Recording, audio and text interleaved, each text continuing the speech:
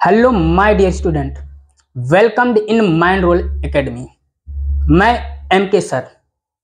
आगामी बोर्ड की परीक्षाओं को देखते हुए मैं आपको मैथ का एक सीरीज लेकर आया हूं, जो यूपी बोर्ड और सीबीएसई बोर्ड दोनों लोगों के लिए यह उपयोगी होगा।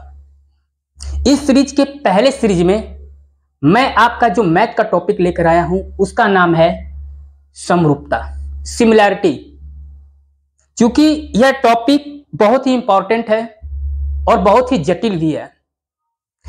यह लगभग जो वेटेज रखता है एग्जाम का, वो लगभग 10 से 12 नंबर का वेटेज आपको रखता है।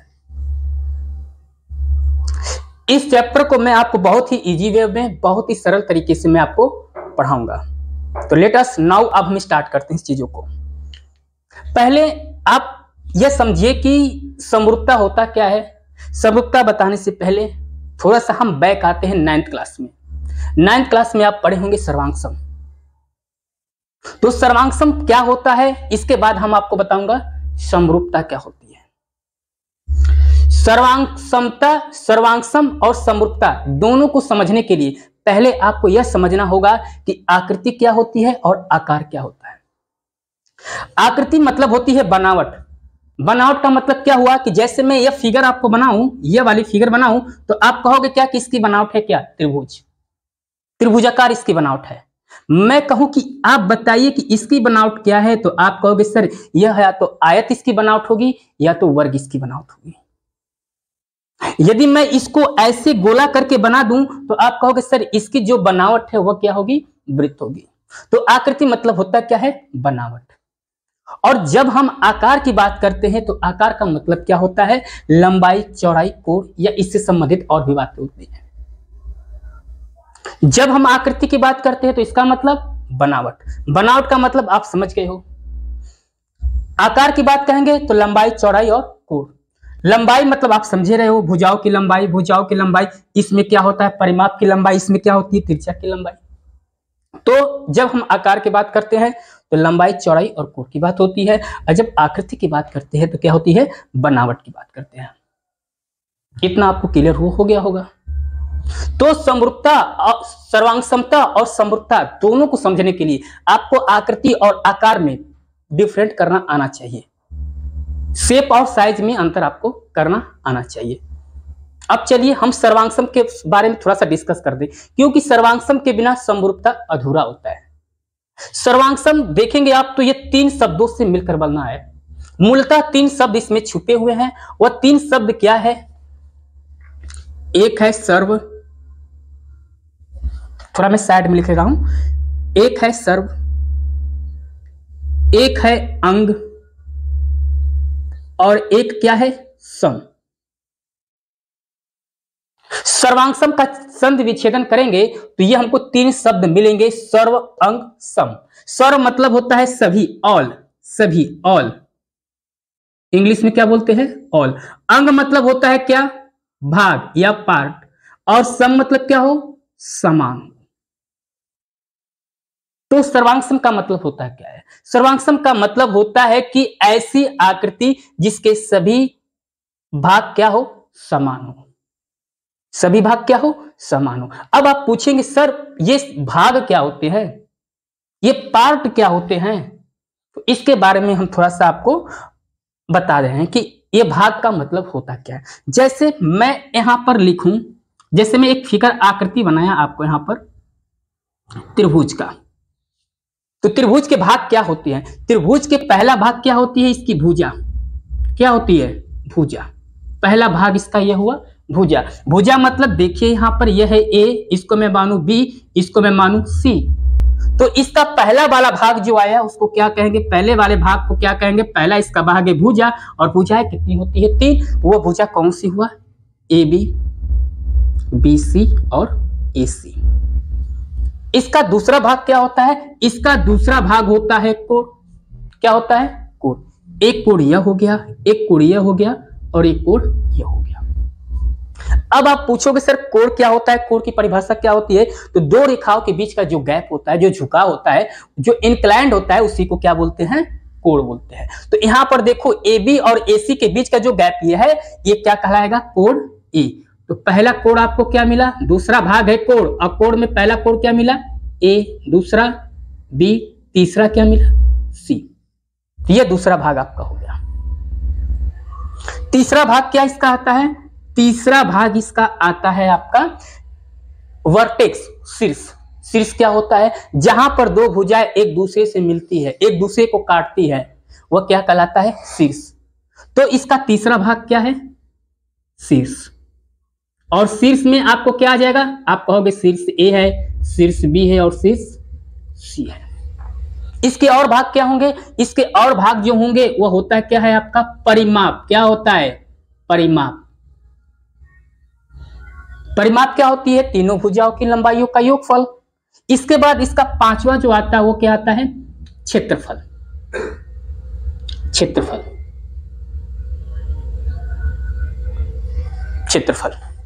तो ये एक त्रिभुज के जितने भाग हैं आपको मैंने समझाया कि एक त्रिभुज के भाग क्या होते हैं। वैसे ही मैं चतुर्भुज लूंगा तो वहां पे भी भुजा कितनी हो जाएगी, 4 हो जाएगी, कोण कितने हो जाएंगे, 4 हो जाएंगे, शीर्ष कितने हो जाएंगे, 4 हो जाएंगे। परिमाप क्या होती है, चारों भुजाओं का योगफल होता है। क्षेत्रफल आप जानते ही हो कि बीच का जो एरिया रहता है, जो एरिया घेरा रहता है, वही क्या कहलाता है, इसका क्षेत्रफल कहलाता है। परिमाप क्या होता है, बाउंड्री होती है। इतना क्लियर होगा आपको। तो जब हम यह कहते हैं, ऐसी कोई भी आकृति ले लो तो उस आकृति के पार्ट क्या होंगे, भाग क्या होंगे, आप समझ गए होंगे। जैसे मैं एक त्रिभुज, एक मैं वृत्त लूं, यह एक वृत्त है, मैं कहूं कि इसका पार्ट क्या होता है, तो इसके सभी पार्ट जो होते हैं इसकी त्रिज्या का फंक्शन होते हैं। मतलब त्रिज्या घटेगा बढ़ेगा तो इसके परिमाप और इसके क्षेत्रफल दोनों वेरी करेंगे। मतलब इसका परिमाप और इसका क्षेत्रफल, ये नहीं इसके पार्ट हुए, और इसके पार्ट किसका फंक्शन है, इसका पार्ट फंक्शन किसका है, त्रिज्या का। त्रिज्या मतलब आप समझ रहे होंगे, केंद्र से और परिधि पर स्थित किसी बिंदु के बीच की दूरी क्या कहलाती है, त्रिज्या कहलाती है। तो इसके जो भाग होते हैं ना वो त्रिज्या के फंक्शन होते हैं। तो इसके भाग आप समझ गए होंगे कि क्षेत्रफल होगा, परिमाप होगा और त्रिज्या होगा। क्लियर है।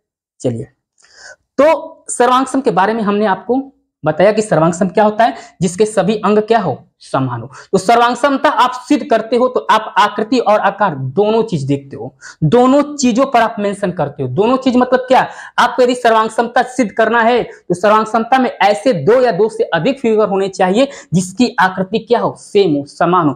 मतलब एक त्रिभुज का सर्वांग त्रिभुज के साथ सिद्ध करोगे, त्रिभुज के साथ इसके भी सर्वांग सिद्ध करोगे। यदि मैं कहूं कि एक त्रिभुज और एक चतुर्भुज में सर्वांग सिद्ध करो, नहीं हो पाएगा, क्योंकि सर्वांग के लिए आकृति क्या होनी चाहिए, सेम होनी चाहिए। तो यहां पर सर्वांग नहीं काम कर पाएगा, यहां पर सर्वांग काम करेगा। मैं कहूं कि एक त्रिभुज और एक वृत्त का सर्वांग होगा, नहीं होगा। क्यों, क्योंकि इसकी आकृति अलग अलग हो गई। तो सर्वांग सिद्ध करने के लिए पहली कसौटी क्या है कि आकृति क्या होनी चाहिए, सेम होनी चाहिए। जैसे आप देख लीजिए, आकृति क्या होनी चाहिए, सेम होनी चाहिए। दूसरी बात, आकार भी उसका सेम होना चाहिए। मतलब लंबाई, चौड़ाई और कोण भी उसका क्या होना चाहिए, सेम होना चाहिए। क्लियर है। तो इतने बातों को आप गौर करेंगे। अब देखिए, इतने चीजों को मैं मिटा रहा हूं, अब देखिए मैं बता रहा हूं। यदि मैं कहूं आपसे कि एक त्रिभुज हमने लिया ए बी सी और एक त्रिभुज हमने लिया क्या, पी क्यू आर, और मैं कहूं यह दोनों त्रिभुज क्या है, सर्वांग समबाहु। तो इसका मतलब यह हुआ कि एबीसी त्रिभुज को मैं उठाऊं और पी क्यू आर त्रिभुज पर रखूं तो दोनों एक दूसरे को ओवरलैप कर लेंगे। जैसे आप देखिए, आपको मैं समझा रहा हूं, मेरी यह हथेली है और मेरी यह हथेली, दोनों को मैं ऐसे करूं तो दोनों एक दूसरे को ओवरलैप कर ले रहे हैं कि नहीं, ढक ले रहा है कि नहीं। वैसे ही जब यह दोनों त्रिभुज सर्वांग होगा तो इसका मतलब क्या होगा कि दोनों त्रिभुज एक दूसरे को ओवरलैप कर लेंगे। मतलब यह वाला भुजा इसको ओवरलैप कर लेगा, यह वाला भुजा इसको ओवरलैप कर लेगा, यह वाला भुजा इसको ओवरलैप कर लेगा। कोण भी इसके आपस में एक दूसरे को ओवरलैप कर लेंगे, दोनों एक दूसरे को ढक लेंगे। आप डिफरेंशिएट नहीं कर पाओगे कि कौन सा शीर्ष ए है, कौन सा शीर्ष पी है। दोनों एक दूसरे को क्या कर लेंगे, ओवरलैप कर लेंगे, एक दूसरे को पूर्णतः क्या कर लेंगे, ढक लेंगे। अब सर्वांग दिखाने का एक सिंबल होता है, वो सिंबल क्या होता है, एक लहराती हुई लाइन खींचो ऐसे, फिर 2 बराबर लाइन की लगा दो, 2 बराबर लाइन लगाओ, बराबर का सिंबल बनाओ और एक ऊपर कमर हिलाते हुए लाइन खींच दो। तो ये आपको क्या हो गया, सर्वांग दर्शाने का तरीका हो गया। सर्वांग समता के सिंबल हो गया। जैसे आप प्लस माइनस गुणा भाग का होता है ना, वैसे ही ये सर्वांग समता का सिंबल, वैसे ही समरूपता का होता है, लेकिन मैं जब समरूपता पढ़ाऊंगा तब बताऊंगा तो उसका सिंबल क्या होता है।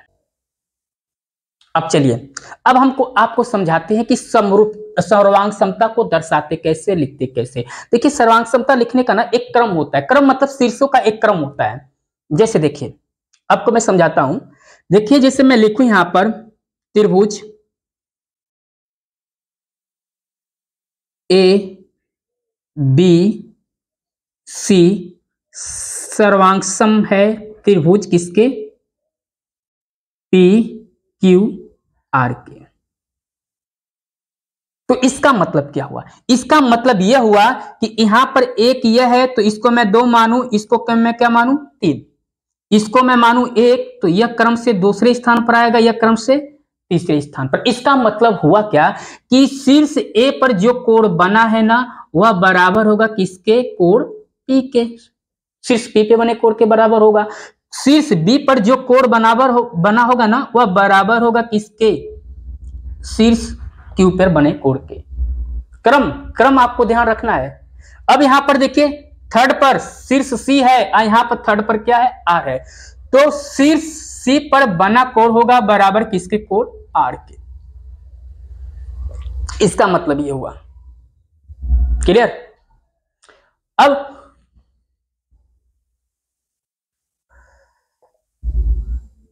ए बी सी, सी बराबर होगा कोण आर के, अब कोण बी बराबर होगा कोण क्यू के। क्लियर है? कोण बी बराबर होगा कोण क्यू के। इतना क्लियर है? अब देखिए, इसका मतलब और क्या हुआ, इसका मतलब और क्या हुआ, इसका मतलब एक और हुआ कि जो ए बी भुजा है, ए बी भुजा बना किससे है, 1 और 2 मतलब 12 से। तो ए बी भुजा मतलब 12 से बना है, तो ए बी भुजा बराबर होगा, यहां पर भी 12 से क्या बना है भुजा, पी क्यू के। तो यहां पर क्या कहते हैं, ए बी संगत है पी क्यू के, मतलब संगत भुजा क्या होती है, बराबर। ए बी का संगत पी क्यू, क्यों, क्योंकि ए बी बना है 1 और 2, ए और बी से, 1 2 पी क्यू से। वैसे ही आपका 23 से बना है, यहां पर क्या 20 से, यहां पर 23 से क्या बना है, क्यू आर। तो यहां पर आपको बीसी बराबर होगा किसके, क्यू आर के। वैसे यहां पर एसी मतलब 13 से बना है, तो 13 से बना भुजा क्या है, एसी। तो एसी बराबर होगा किससे, यहां पर 13 से क्या बना है, पी आर के। तो सर्वांग समता दर्शाने का एक तरीका होता है, एक स्पेसिफाइड तरीका होता है, स्पेशल तरीका होता है। अब चलिए, थोड़ा सा मैं इसको सर्वांग समता को क्रम दिखाने का तरीका दूसरा में दिखाता हूं आपको। इसको इरेज में कर दे रहा हूं, मिटा दे रहा हूं। जिसको नोट करना है तुरंत नोट कर लीजिए, वीडियो को स्टॉप कीजिए, तुरंत इसको नोट कीजिए। देखिए, यहां पर समरूपता दिखाने का जो यह तरीका था, यह शीर्ष दिखा, जिसे हमने एबीसी समरूप है सर्वांग सम है किसके, पी क्यू आर के, यह इसके सर्वांग सम है। तो इसका क्या मतलब था, यह हम आपको बता चुके हैं। अब जैसे आप सर्वांग समता दिखा रहे हो ऐसे कि ए बी सी सर्वांग सम है पी क्यू आर, इसका मतलब हुआ क्या, इसका मतलब यह हुआ कि कोण ए किसके बराबर है, कोण पी के। तो कोण ए बराबर है किसके, कोण पी के। कोण बी बराबर है कोण आर की, कोण बी बराबर है किसके, कोण आर के। देखिए, डबल में यहां पर लगाया हूं। और कोण सी बराबर है कोण क्यू के, तो कोण यह सी बराबर है कोण किसके, क्यू के। यह बता रहा है त्रिभुज। इसका मतलब यह हुआ, शीर्ष एक स्पेशल चीज बताता है। वो स्पेशल चीज क्या बताता है कि कौन सा कोण किसके बराबर है, कौन सी भुजा किसके बराबर है। इसका मतलब हुआ क्या कि ए बी बराबर होगा किसके, पी आर के, ए बी बराबर होगा पी आर के, इस वाले के। बीसी बराबर होगा आर क्यू के, बीसी बराबर होगा किसके, आर क्यू के। एसी एसी बराबर होगा किसके, पी क्यू के, पी क्यू के। इसका मतलब हुआ क्या कि मैं इस त्रिभुज को ऐसे पलट दूं तो यह वाला कोण यहां पर आ जाएगा, यह वाला कोण यहां पर, यह वाला कोण यहां पर, यह भुजा इसके बराबर थी ना, ये वाला भुजा इसको ढक लेगा। बताओ एक दूसरे को ओवरलैप कर ले रहा है कि नहीं, यह भुजा इसके बराबर थी ना, तो ऐसे पलटूंगा तो ये इसको ढक लेगी कि नहीं, लंबाई बराबर है ना। अब जैसे देखिए, अब इसको मैं लेता हूं, जब इसको लूंगा तो देखिए मैं इसको मिटा रहा हूं। अब इसका मतलब क्या हो जाएगा, जब मैं सर्वांग समता ऐसे दिखाऊंगा तो इसका मतलब क्या होगा, कोण ए बराबर होगा कोण आर के, कोण ए बराबर होगा किसके, कोण आर के। कोण सी बराबर होगा कोण क्यू के, कोड सी बराबर होगा कोड क्यू के, और कोड बी बराबर होगा किसके, कोड पी के, कोड बी बराबर होगा कोड पी के, और भुजा AC बराबर होगा आर क्यू के, AC बराबर होगा आर क्यू के। क्लियर है? भुजा CB मतलब BC, BC बराबर होगा QP के, QP के, BC बराबर होगा QP के। भुजा AB, AB बराबर होगा किसके, RP के, चाहे PR के, इसके बराबर। क्लियर है ना? यही होता है चीज। तो हम कहते क्या है कि यह वाला संगत है किसके, यह वाला संगत है आर के, यह वाला संगत किसके है, इसके, यह वाला संगत है इसके। तो आपको अच्छी तरह से समझ में आ गया होगा कि सर्वांग समता होती क्या है, इसका मतलब क्या होता है, सर्वांग समता दिखाने के तरीके क्या होते हैं, और वह तरीके क्या क्या चीजें बयां करते हैं।